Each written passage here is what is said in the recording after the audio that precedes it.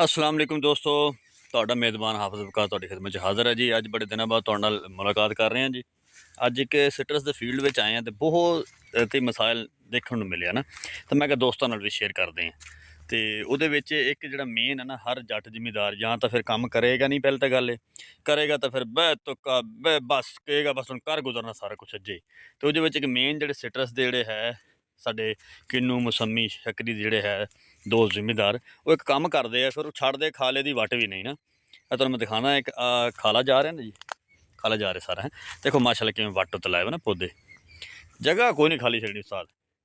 ਜਿਹੜੇ ਵੱਟ ਉੱਤੇ ਤੁਸੀਂ ਲਾਓਗੇ, ਜ਼ਾਹਰੀ ਗੱਲ ਆ ਉਹ ਜੀ ਜੜ੍ਹਾਂ ਖਾਲੇ ਵਿੱਚ ਆਉਣੀਆਂ, ਅਤੇ ਖਾਲੇ ਦੀ ਹੁੰਦੀ ਹੈ ਖਾਟੀ, ਜਿਸ ਵਜ੍ਹਾ ਤੋਂ ਤੁਹਾਡਾ ਜਿਹੜਾ ਹੈ ਪੌਦੇ ਦੀ ਜੜ੍ਹਾਂ ਡੈਮੇਜ ਹੁੰਦੀਆਂ, ਅਤੇ ਆਖਰ ਨਤੀਜਾ ਤੁਹਾਨੂੰ ਇਸ ਪੌਦੇ ਜਿਵੇਂ ਸ਼ਕਲ ਹੈ ਇਵੇਂ ਤੁਹਾਨੂੰ ਭੁਗਤਣੇ ਪੈਂਦਾ ਹੈ। ਹੁਣ ਪੱਤੇ ਝੜ ਗਏ ਅਨਕਰੀਬ ਮਰਨ ਵਾਲੇ, ਕੋਈ ਵੀ ਇਹਦੇ ਵਿੱਚ ਨਹੀਂ ਬਚਣਾ, ਕਹਿੰਦਾ ਨਾ ਜੀ ਇੱਕ ਬਚਣਾ, ਵਾਟੋ ਤੋਂ ਪੌਦਾ ਕੋਈ ਨਹੀਂ ਬਚਣਾ।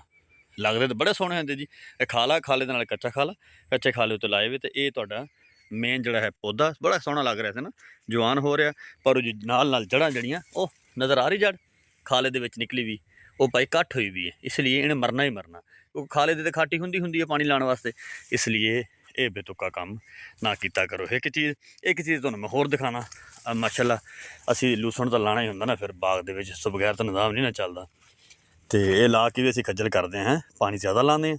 ਪੌਦੇ ਦਾ ਇਸ ਟਾਈਮ ਡਾਰਮੈਂਟ ਹੋਣ ਦਾ ਟਾਈਮ ਹੁੰਦਾ, ਅਸੀਂ ਪਾਣੀ ਠੋਕ ਕੇ ਸ਼ਾਖਾਂ ਕਢਾਈ ਰੱਖਦੇ ਹਾਂ ਨਾ, ਉਹ ਤੁਹਾਨੂੰ ਮੈਂ ਅੱਗੇ ਦਿਖਾਵਾਂਗਾ ਉਹ ਵੀ ਚੀਜ਼ਾਂ। ਪਰ ਇੱਕ ਚੀਜ਼ ਤੁਸੀਂ ਹੋਰ ਦੇਖੋਗੇ, ਇਹ ਪੌਦਾ ਹੁਣ ਕਿੱਡਾ ਖੁਸ਼ਹਾਲ ਲੱਗਦਾ, ਲੱਗ ਰਿਹਾ ਇੱਕ ਮਿੰਟ, ਬੜਾ ਸੋਹਣਾ ਪੌਦਾ ਲੱਗਦਾ ਹੈ, ਦਿਲ ਖੁਸ਼ ਹੁੰਦਾ, ਦਿਲ ਗਾਰਡਨ ਹੋ ਰਿਹਾ।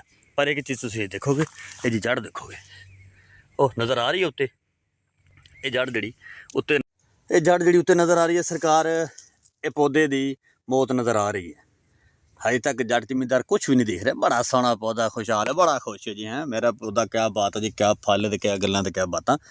ਪਰ ਇਹ ਜਿਹੜੀ ਜੜ੍ਹ ਨਜ਼ਰ ਆ ਰਹੀ ਹੈ, ਇਹ ਜੀ ਮੌਤ ਦੀ ਅਲਾਮਤ ਨਜ਼ਰ ਆ ਰਹੀ ਹੈ। ਇਹਨੂੰ ਨਹੀਂ ਬਿਲਕੁਲ ਵੀ ਦੇਖਣਾ, ਉਹਨੇ ਤਵੱਜਾ ਦੇਣੀ ਕੋਈ ਨਹੀਂ।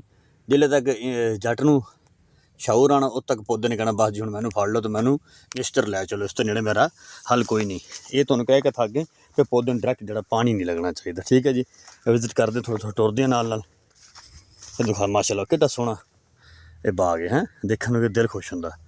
ਪਰ ਇਹਦੇ ਵਿੱਚ ਇੱਕ ਚੀਜ਼ ਤੁਹਾਨੂੰ ਨਜ਼ਰ ਆਏਗੀ, ਸਿਟਰਸਕੇਪ ਦੇ ਹਮਲੇ ਨਜ਼ਰ ਆਉਣਗੇ, ਕਿਉਂਕਿ ਨਵੀਂ ਰਹਿੰਦੀ ਹੈ, ਪੌਦੇ ਜ਼ਿਆਦਾ ਇਸ ਫਸਲ ਨੂੰ ਪਾਣੀ ਲੱਗਦਾ, ਜਿਹੜਾ ਹੈ ਕੀ ਕਹਿੰਦੇ ਲੂਸਣ ਦੀ ਫਸਲ ਨੂੰ ਪਾਣੀ ਲੱਗਦਾ, ਜਿਸ ਵਜ੍ਹਾ ਤੋਂ ਸਿਟਰਸਕੇਪ ਤੁਹਾਨੂੰ ਹਰ ਫਲ 'ਤੇ ਆਉਂਦਾ ਹੋਇਆ ਨਜ਼ਰ ਆਏਗਾ।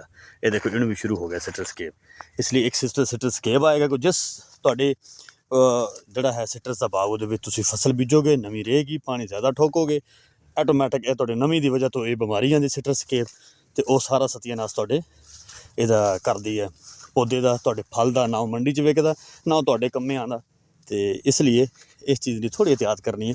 ਮੈਂ ਇੱਥੇ ਦੇਖੇ ਪੌਦੇ ਨੇ ਸ਼ਾਖਾਂ ਕੱਢੀਆਂ ਨੇ ਨਾ, ਇਹ ਤੁਹਾਨੂੰ ਦਿਖਾਉਣਾ। ਮੈਂ ਹੁਣ ਸੋਚ ਰਿਹਾ ਅੱਗੋਂ ਕੋਰਾ ਪੈਣਾ ਅਤੇ ਪੌਦਾ ਸ਼ਾਖਾ ਮਾਰ ਰਿਹਾ, ਇਹ ਸ਼ਾਖ ਕਿੱਥੋਂ ਕਾਮਯਾਬ ਹੋਣੀ ਹੈ।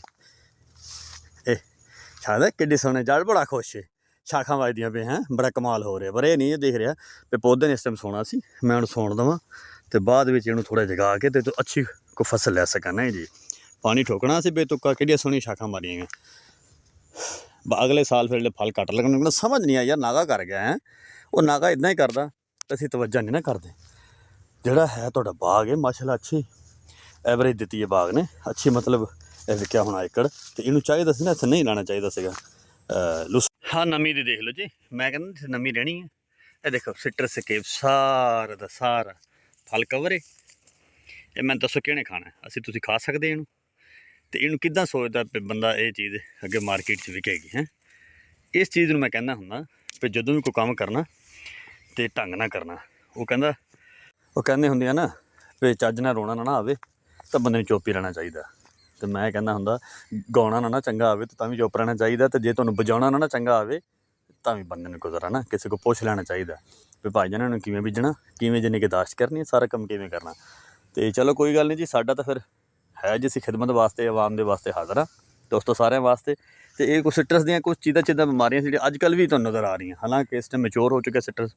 ਇਸ ਟਾਈਮ ਅਗਰ ਹਜੇ ਬਿਮਾਰੀਆਂ ਨਾਲ ਲੈ ਕੇ ਚੱਲ ਰਿਹਾ ਅਤੇ ਸਮਝ ਲਓ ਉਹ ਜਿਹੜਾ ਵਪਾਰੀ ਹੈ ਉਹ ਕੋਈ ਇੱਥੋਂ ਕੋਈ ਚੱਸ ਨਹੀਂ ਚੱਕੇਗਾ। ਉਹ ਬੰਦੇ ਨੂੰ ਤਾਂ ਲੱਗ ਰਿਹਾ ਹੁੰਦਾ ਵੀ ਯਾਰ ਮੇਰੀ ਬੜੀ ਔਸਤ ਆਈ ਹੈ, ਪਰ ਔਸਤ ਜੇ ਕੰਮੇ ਨਾ ਆਵੇ ਤਾਂ ਫਿਰ ਫਾਇਦਾ ਨਹੀਂ। ਆਪਣੀ ਅਤੇ ਆਪਣੀ ਫਸਲ ਦੀ, ਆਪਣੇ ਬਾਗਾਂ ਦਾ ਜ਼ਰਾ ਟੈਕਨੀਕਲ ਤਰੀਕੇ ਨਾਲ ਖਿਆਲ ਰੱਖੋ, ਹੋ ਸਕੇ ਤੇ ਸਾਡੇ ਇਸ ਚੈਨਲ ਦਾ ਵੀ ਖਿਆਲ ਰੱਖਿਓ। ਬਹੁਤ ਸ਼ੁਕਰੀਆ ਜੀ।